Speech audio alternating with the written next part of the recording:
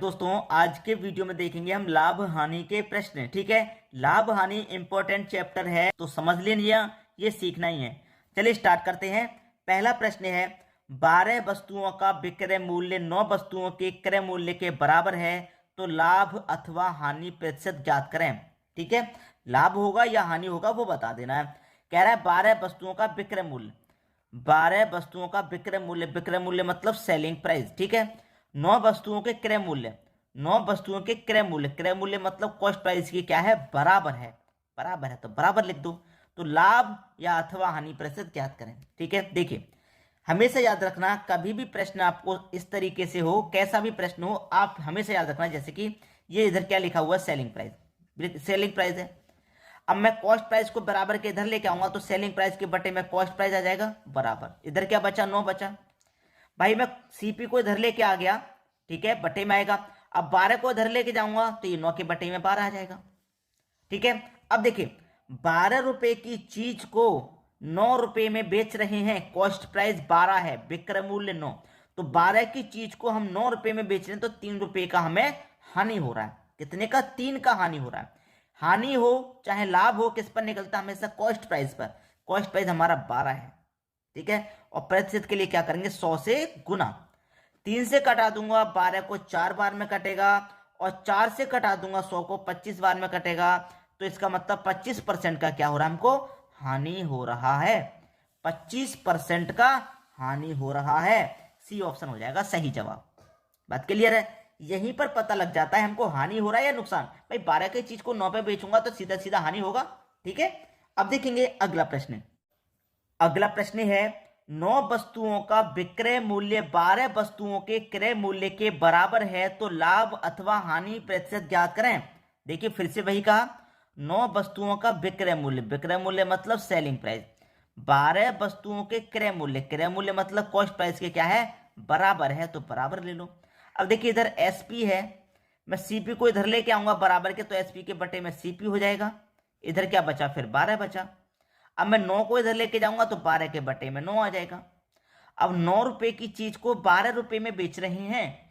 भाई cost price 9 है, selling price 12, 9 की चीज को 12 में बेचेंगे, 3 रुपए का फायदा, फायदा हो रहा है, इस बार लाभ हो रहा है। 9 की चीज को 12 में बेचेंगे, फायदा कितने पर हो रहा है, फायदा कॉस्ट प्राइस पर, मतलब 9 पे, और प्रतिशत के लिए क्या करेंगे, 100 से गुना।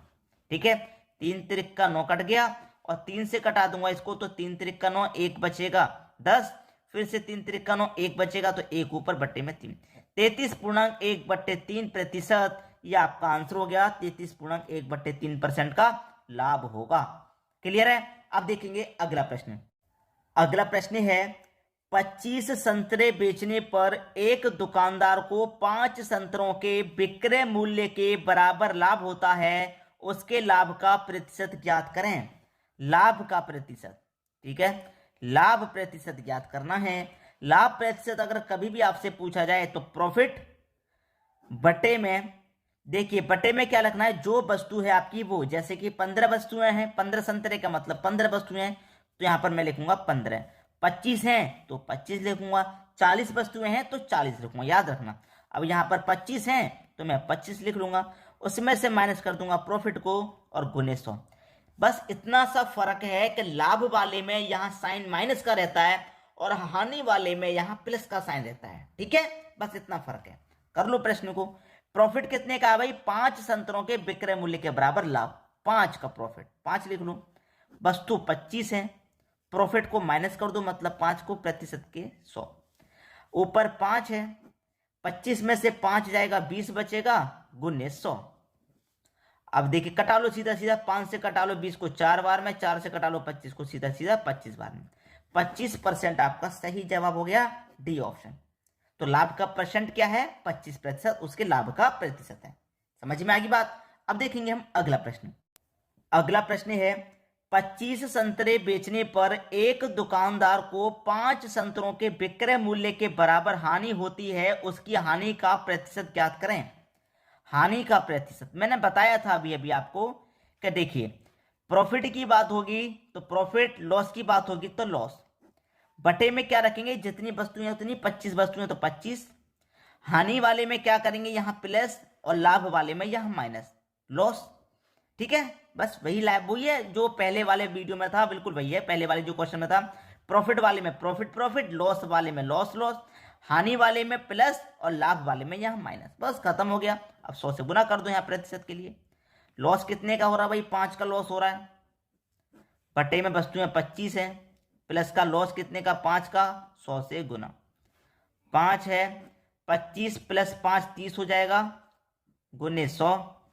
5 से कटा दो, 6 बार में जाएगा, 6 से कटा दो तो 6 कम 6, 4 बचेगा 40, 6 छिंग 36, 4 बचेगा नहीं जाएगा, 4 ऊपर बटे में 6। अब स्कोर कटा लो, 2 से कटेगा 2 बार में, 2 से कटेगा 3 बार में, तो 16.2/3, 16.2/3%। ये आपका आंसर हो जाएगा 16.2/3, 16.2/3%। पहला ऑप्शन सही हो गया। बात क्लियर हो गई है। अब देखेंगे हम अगला प्रश्न।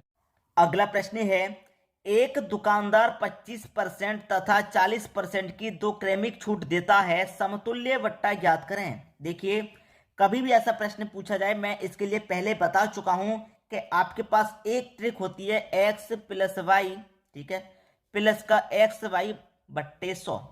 इसके आधार पर प्रश्नों को सॉल्व किया जाता है, चाहे 2 छूट दे दे चाहे 3 छूट दे दे, ठीक है। अब यहां पर एक बात याद रखना, एक दुकानदार 50% तथा 40% की 2 क्रमिक छूट दे रहा है, 2 लगातार छूटें दे रहा है, 2 लगातार छूट दे रहा है। पहली छूट 50 की है तो x आपका 50 हो गया, दूसरी छूट 40 की है, y आपका 40 हो गया। ये छूट है तो माइनस का आएगा, माइनस का 50 याद रखना, और ये भी छूट है तो ये भी माइनस का आएगा 40।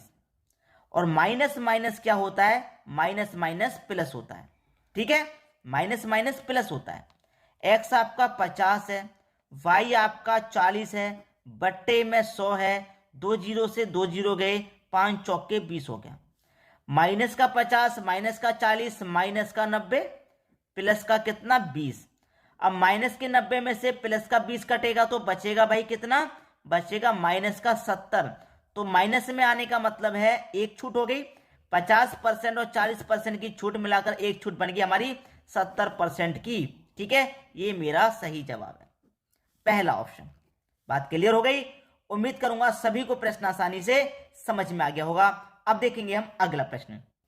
अगला प्रश्न है, एक दुकानदार 50%, 40% और 20% की 3 क्रमिक छूट देता है, तो समतुल्य वट्टा ज्ञात करें। यहां पर 2 नहीं 3 छूट है, तरीका वही रहेगा, x प्लस वाई प्लस का xy/100, तरीका वही रहेगा, ठीक है, तरीका हमारा बिल्कुल वही रहेगा। पहले मैं क्या करूंगा, इन 2 को सॉल्व करूंगा। अभी इससे पहले वाले प्रश्नों में मैंने इन दोनों को ही सॉल्व किया था, 50 और 40 की। तो देखिए, माइनस का 50 छूट, फिर माइनस का 40 छूट, माइनस माइनस प्लस होता है, तो x मेरा 50, y मेरा 40, बट्टे में 100, 0 से 0 गया, 0 से 0, 5 चौके 20, माइनस का 50, माइनस का 40, माइनस का 90 और प्लस का कितना? 20। आंसर आ गया माइनस का 70। तो ये दोनों छूटों को मैंने सॉल्व किया, 70 आ गया, ठीक है, 70 आ गया। और फिर से मैं वही करूंगा, x प्लस वाई प्लस का xy/100, फिर से मैं वही करूंगा। तो अब मेरी एक छूट बन गई यहां पर 70 की, ठीक है, और ये हो गया मेरा y कितना हो गया मेरा 20 का, ये माइनस का 70, ये माइनस का 20, माइनस माइनस प्लस, ठीक है। x मेरा कितना है? 70, y हो गया मेरा 20, बट्टे में 100, 2 जीरो से सीधे सीधे 2 जीरो काट दो, 7 दूने का 14 हो जाएगा। माइनस का 70, माइनस के 20, माइनस का 90, ठीक है, माइनस माइनस क्या हो गए, प्लस का कितना? 14। 90 में से 14 को घटा देंगे, 90 में से 14 को घटा देंगे, कितना बचेगा? माइनस का 76। तो 76% का आपको यहां पर एक छूट बन रही है, तीनों छूटों को मिलाकर एक छूट 76% की। तो डी ऑप्शन आपके प्रश्न का बिल्कुल सही जवाब हो जाएगा। अब देखेंगे अगला प्रश्न। अगला प्रश्न है, किसी वस्तु को 425 रुपए में बेचने के बाद हुआ लाभ यदि 355 रुपए में बेचने के बाद हुई हानि के बराबर है, तो उस वस्तु की लागत क्या है?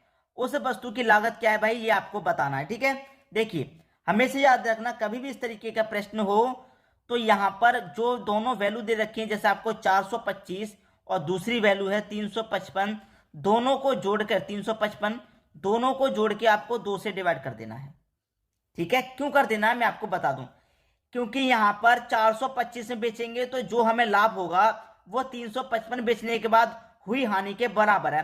तो यहाँ पर लाभ और हानि हमें बराबर होगी। कभी भी ऐसा प्रश्न मिले जिसमें लाभ और हानि बराबर होगी तो दोनों को जोड़ के 2 से डिवाइड, ठीक है, दोनों को जोड़ दूंगा 780 हो जाएगा, 2 से डिवाइड कर दूंगा, कितना हो जाएगा 390। ये आपका आंसर हो गया 390, डी ऑप्शन। बात क्लियर हुई। अब देखेंगे अगला प्रश्न। अगला प्रश्न है, एक मेज 13% लाभ पर बेची जाती है, उसे 25 रुपए अधिक पर बेचा जाता है तो लाभ 18% होता है। मेज का लागत मूल्य है, लागत मूल्य मतलब क्रय मूल्य, 13% लाभ पर बेची गई तो क्या हुआ दोस्तों, 13% लाभ पर बेची जाती है तो उसे 25 रुपए अधिक पर बेचा जाता है तो 18% लाभ होता है।